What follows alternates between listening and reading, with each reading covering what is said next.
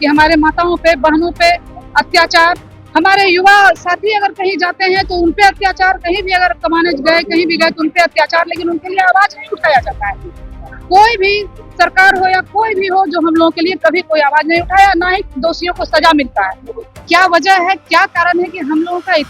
मतलब इतनी बड़ी आबादी, हम लोग 7% से भी अधिक हैं,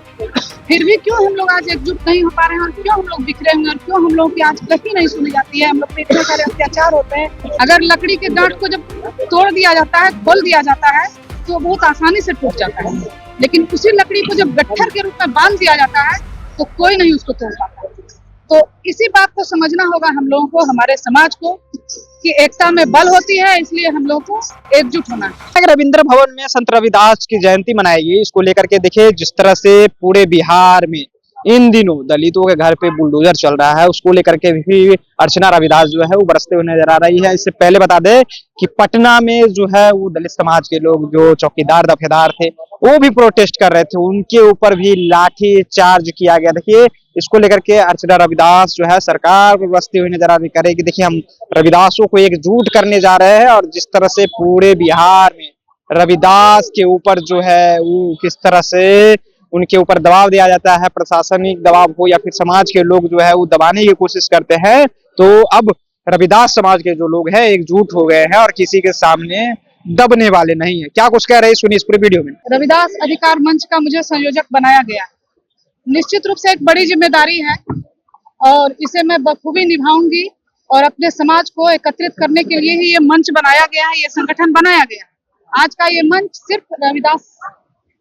समाज के लोगों का ही मंच है, उन्हीं को एकत्रित करने के लिए, उनको संगठित करने के लिए आज सबको निमंत्रण दिया गया, सबको बुलाया गया, और मैं आप लोगों के माध्यम से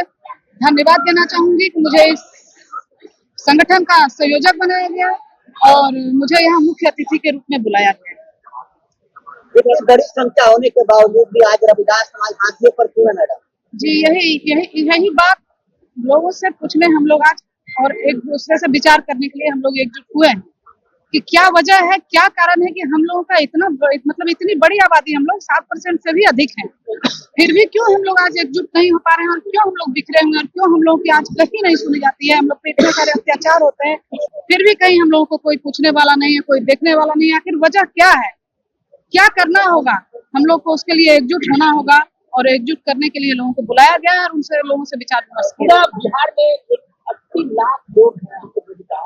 वोट देते हैं, सरकार बनाते हैं, बाकी अत्याचार के महिलाओं की बात करें, रविदास महिलाओं की बात करें, उस पर अत्याचार होती है, सरकार नहीं सुनती, उसके बाद क्या करेगा? सबसे पहले आप लोग जानते हैं कि एकता में बल है।